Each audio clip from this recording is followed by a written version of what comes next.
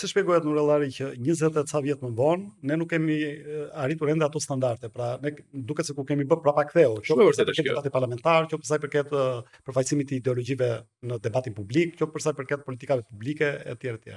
Është shumë e vërtetë, edhe kjo është një dramë shqiptare, por edhe është studiuar mirë. Domethënë në kuptimin që më fal, edhe përfaqësimi ka degraduar. Jo, absolutisht, aty nuk dal. Ka qenë një studius i cili 98-s ka folur për ekuilibrin e reformave të lëna në mes. Dhe ai ka vënë në dukje që ka një tendencë në Evropën e tranzicionit ku mbështetësit e investitorët e statu quo-s nuk janë ata që u dëmtuan për ndryshimit, por ata që përfituan për ndryshimit. Dhe ai vënë në dukje që një teori, po themi, që fitimtari merr gjithçka, ku pikërisht to elita që udhhoqën tranzicionin, këto tani nuk donin të çonin reforma deri në fund. Se po të çonin deri në fund, e para njerëz do kishin mundësi me abuzu me pushtetin, pra po të çonin në fund reformat e sundimit të ligjit e demokratizimit, e dyta mund të rrezikoheshin rotacionet. Dhe i lanë në mes, i lanë një lloj limbo institucionale. Dhe kjo është shumë mirë e matshme. Po shikoni për shembull së fundmi kanë dalë të dhënat e Varieties of Democracy, që ti di shumë mirë si akademik, që është një ndër burimet ose mos burimi më autoritativ i demokratizimit në botë sot, por edhe të tjera studime, siç është ajo e njësisë së inteligjencës e The Economist, e Freedom House, e vënë në dukje që Shqipëria kishte autokracia elektorale. Sakt. Pra një zonë hibride gri që as nuk është autokraci, as nuk është demokraci funksionale.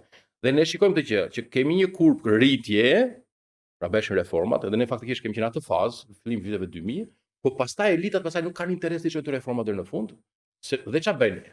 As nuk rishqasin në autoritarizëm, se pastaj ballafaqohen me sanksione, dhe as nuk i shtyr reformat më tutje, se pastaj humbasin pushtetin edhe vjen pra përgjegjësisë me pranga për abuzimet.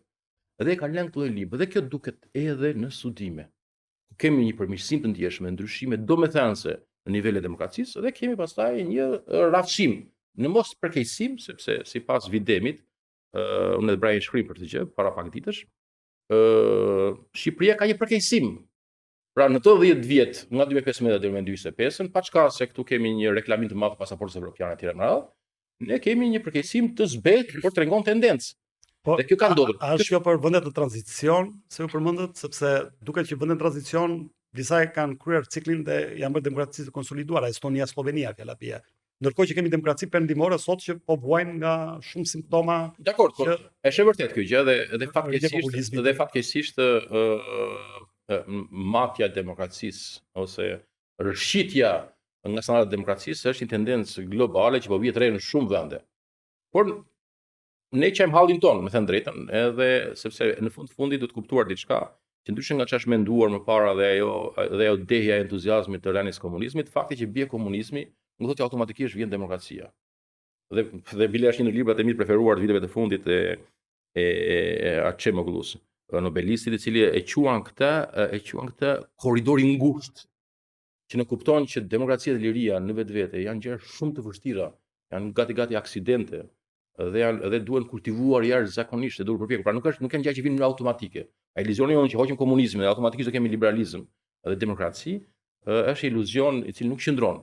Dhe rasti i ynë është që tranzicioni është permanent, që është faktikisht është oksimoron faktikisht, me thënë që tranzicion permanent, por ne nuk kemi, ne jemi në limbo. Ne jemi revolucioni permanent. Po pikërisht. Pra është një farë, po themi, patologjie në këtë aspekt. Por kjo është situata.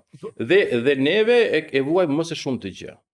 Dua t'ju ngacmoj në lidhje me një dimension tjetër të fortë publik që ju keni pasur vitet e fundit, që ka qenë Kosova. Aty ju keni pasur aty angazhime politike, jeni antar i kryesisë Partisë Demokratike të Kosovës, më herët keni qenë konsulent i disa organizatave ndërkombëtare në Kosovë, por dhe i qeverisë Kosovës. Ne gjithmonë kemi parë Kosovën si një shembull pozitiv, pak nga Shqipëria, ata ndoshta na shohin ne në mënyrë të tillë, po i referojmë këtu proceseve politike. Së fundmi kemi një krizë mbi një vjet politike dhe institucionale në Kosovë. Si shpjegohet kjo dhe si mund të tejkalohet kjo krizë fundit ditës? Së pari një herë livadhi komshisës gjithmonë me gjelbërt. Është një farë iluzioni që së dyti, për së vërtetës, gjërat kanë funksionuar shumë më mirë në Kosovë më para, dhe kjo është fal nga njëra anë një elite shumë përgjegjshme patriotike, edhe unë kam pasur privilegjin me punu shumë afër, dhe kam qenë në Kosovë edhe në 2007-2009, edhe prej 2013 rregullisht duke punuar afër Hashim Thashit, Kadri Veselit. Dhe ata njerëz cilët ka qenë të gatshëm me dhënë jetën për ideal.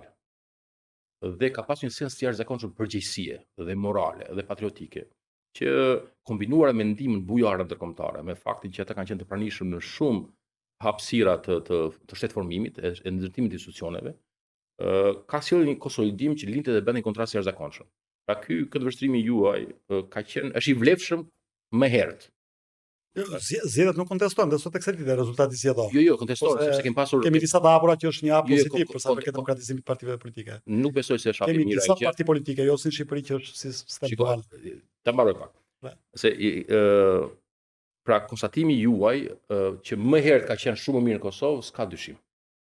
Domethënë niveli i përgjegjësisë, niveli i dhënies dorëheqjes, niveli i pranimit të rezultateve të zgjedhjeve pa e kontestuar, niveli për shumë aspekte. Dhe edhe fal ndihmës ndërkombëtare. Të merremi vesh sepse nëse ka sundim ligji atje është edhe sepse deri në 2018 atje EULEX-i, që është misioni evropian për studimin e ligjit në Kosovë, ka pasur atribute ekzekutive të vinë të arrestonte.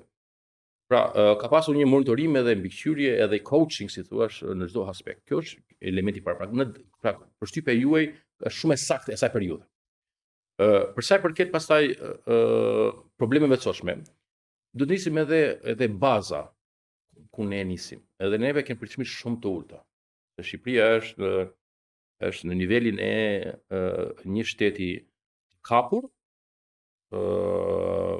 i krahasuar vetëm me vendet e Azisë Qendrore, ish sovjetike ose të Amerikës Latine, me nivel të jashtëzakonshëm kriminalizimi dhe me një disfunksionalitet kapilar